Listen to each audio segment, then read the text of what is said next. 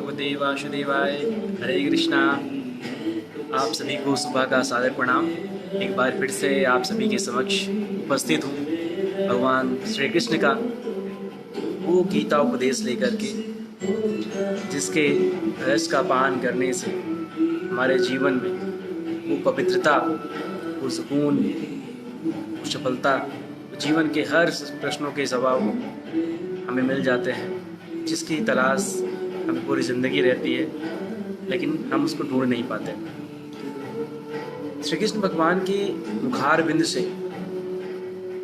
चूँकि गीता निकली है, इसलिए इसको गंगा जी से भी पवित्र बताया गया, गंगा जी से भी श्रेयस्कर बताया गया। गंगा माँ भगवान विष्णु जी के चरणों से निकली हुई हैं। तो आज हम आपको प्रथम अध्याय की तरफ ले जाने से पहले ये बताना चाहेंगे कि ये जो गीता का क्रम चला गुरु परंपरा के द्वारा, ये किन किन के माध्यम से कहाँ कहाँ होते हुए आज कहाँ तक पहुँचा है। एवं परंपरा प्राप्तम इमं राजर्षियो विदु, यह भगवद गीता यथारूप इस गुरु परंपरा द्वारा प्राप्त हुई है। श्री कृष्ण भगवान ने सबसे पहले ब्रह्मा जी को दिया गीता का ज्ञान। ब्रह्मा जी ने नारद को, नारद जी ने व्यास को, व्यास जी ने मध्व को, मध्व जी ने पद्मनाभ को, पद्मनाभ जी ने निहर को, निहर ने माधव को, माधव ने अक्षोभ्य को, अक्षोभ्य ने जयतीर्थ को, जयतीर्थ ने ज्ञान सिंधु को, ज्ञान सिंधु ने दयानिधि को, दयानिधि ने विद्यानिधि को, विद्यानिधि ने राजेंद्र को, राजेंद्र ने जयधर्म को, जयधर्म ने पुरुषोत्तम को, पुरुषोत्तम ने ब्रह्मण तीर्थ को, ब्रह्मण तीर्थ ने व्यास तीर्थ को, व्यास तीर्थ ने लक्ष्मीपति को, लक्ष्मीपति ने माधवेंद्रपुरी को, माधवेंद्रपुरी ने ईश्वरपुरी, ईश्वरपुरी से Shri Chaitanya Mahaprabhu, then Rup, then Raghunath Jiva, then Krishnadas, then Narottam, then Vishwanath, then Jagannath, then Bhakti Vinod, then Gaur Kishore, then Bhakti Siddhanta Saraswati, then ऐसी भक्ति वेदांत स्वामी प्रभुपाद। सो ये जो क्रम चलता चला आया श्री कृष्ण की के क्रमानुसार, जो गुरु परंपरा एक दूसरे से मिलती रही, ये 32 क्रमों तक पहुंचते हुए आज हम लोगों तक पहुंची है। सो चलिए सभी गुरुजनों के आशीर्वाद के साथ, भगवान श्री कृष्ण के आशीर्वाद के साथ गीता के प्रथम अध्याय के तरफ चलते हैं। कुरुक्षेत्र के युद्ध स्थल में सैन्य निरीक्षण। धृतराष्ट्र उवाच धर्म क्षेत्रे कुरुक्षेत्रे समवेता युयुत्सवः मामका पांडवाश्चैव किम कुर्वत संजय। धृतराष्ट्र ने कहा, हे संजय, धर्म भूमि कुरुक्षेत्र में युद्ध की इच्छा से एकत्र हुए मेरे तथा पांडु के पुत्रों ने क्या किया। यहाँ पे धृतराष्ट्र संजय से युद्ध शुरू होने से पूर्व युद्ध के विषय में क्या हुआ क्या नहीं हुआ, इसके विषय में जानकारी प्राप्त करने के लिए उससे प्रश्न करते हैं। भगवद गीता एक बहुपठित आस्तिक विज्ञान है। भगवद गीता एक बहुत पठित आस्तिक विज्ञान है जो गीता महात्म्य में सार रूप में दिया हुआ है। इसमें यह उल्लेख है कि मनुष्य को चाहिए कि वह श्री कृष्ण के भक्त की सहायता से सवीक्षण करते हुए भगवद गीता का अध्ययन करे और स्वार्थ प्रेरित व्याख्याओं के बिना उसे समझने का प्रयास करे।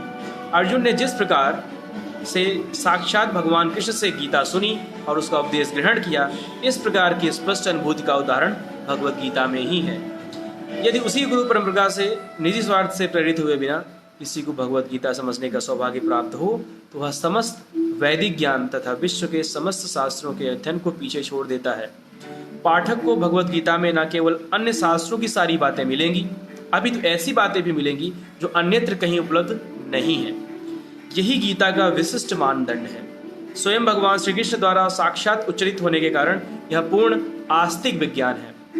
महाभारत में वर्णित धृतराष्ट्र तथा संजय की वार्ताएं इस महान दर्शन के मूल सिद्धांत का कार्य करती हैं। माना जाता है इस दर्शन की प्रस्तुति कुरुक्षेत्र के युद्ध स्थल में हुई, जो वैदिक युग से पवित्र तीर्थ स्थल रहा है। इसका रोशन भगवान द्वारा मानव जाति के प्रथ प्रदर्शन हेतु तब किया गया जब वे इस श्लोक में स्वयं उपस्थित थे।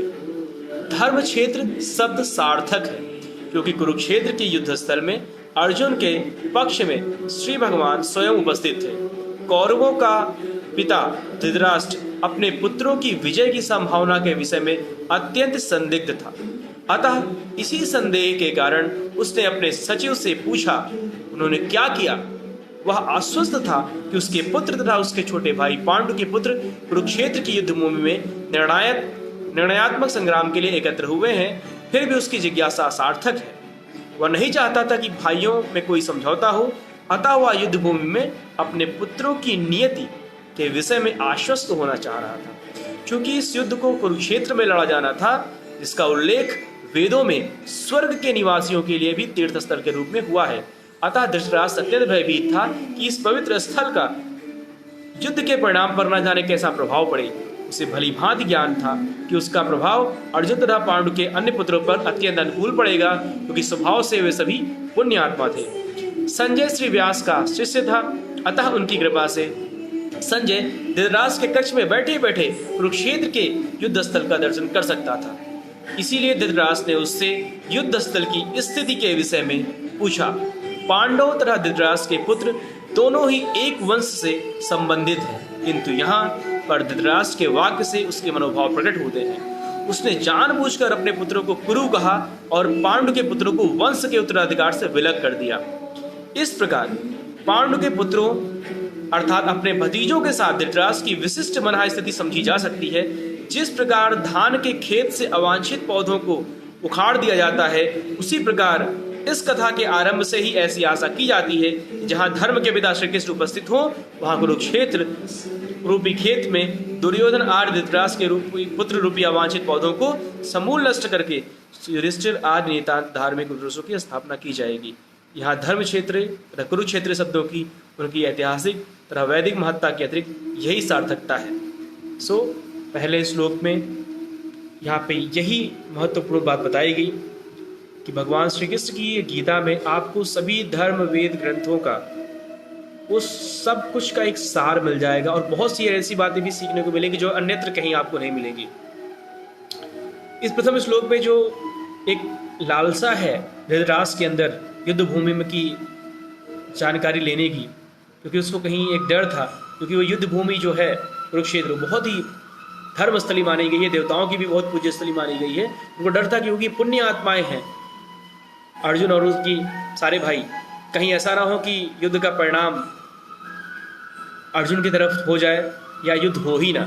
तो इस व्याकुलता की वजह से वो प्रश्न करता है, लेकिन जहाँ पे भगवान श्री कृष्ण हो वहाँ पे तो सदाचार, ईमानदारी, सच्चाई, इन्हीं सब चीज़ों की विजय होनी थी।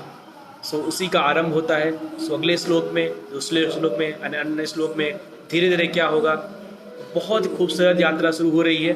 सो बने रहिए हमारे चैनल के साथ, आपको हर दिन बहुत ही अच्छा ज्ञान यहाँ से मिलता रहेगा जो आपके जीवन में बहुत काम आएगा।